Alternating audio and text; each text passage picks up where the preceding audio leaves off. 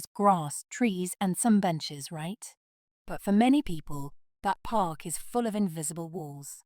Maybe the path is too steep for a wheelchair, or the signs are in a language a newcomer doesn't understand. When we design green spaces without thinking about diversity, we accidentally tell certain people, this space isn't for you. In this video, we're breaking down those walls. We'll explore how community gardens can become hubs for social inclusion, where everyone, regardless of their age, ability, or background, feels a true sense of belonging.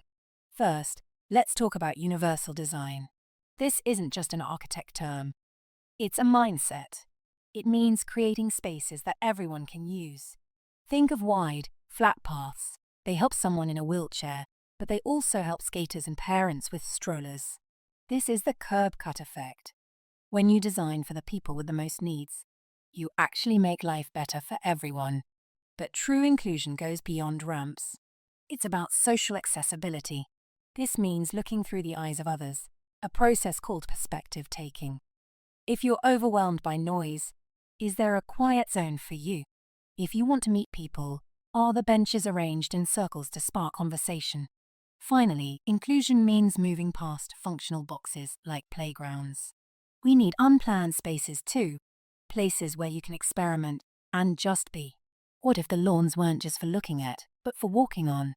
What if no graffiti signs became legal walls?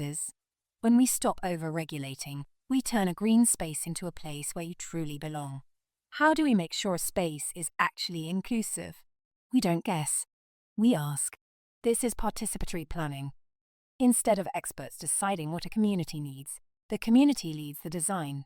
Imagine hosting a workshop where a teenager with autism and a local grandmother co-design a sensory garden. When people help build a space, they develop shared ownership. It stops being the city's park and becomes, oh, you are garden. This sense of ownership is a powerful tool for social cohesion. It reduces vandalism, increases safety, and empowers marginalized voices. By involving diverse groups from day one, we ensure the garden reflects the actual culture and needs of the neighborhood.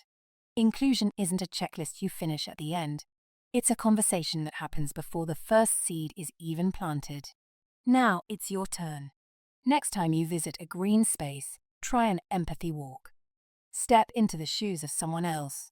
If you were 80 years old, where would you sit? If you just moved to this country and couldn't read the signs, would you feel confident? Identify one invisible wall in your neighborhood and brainstorm how to fix it. Could a raised garden bed make gardening easier for your neighbor? Could a multilingual welcome sign make a new family feel at home? These small changes in design lead to massive changes in how we live together. Green spaces have the power to heal our environment and our society at the same time. By choosing inclusive design, you're not just growing plants, you're growing a community where everyone has a seat at the table.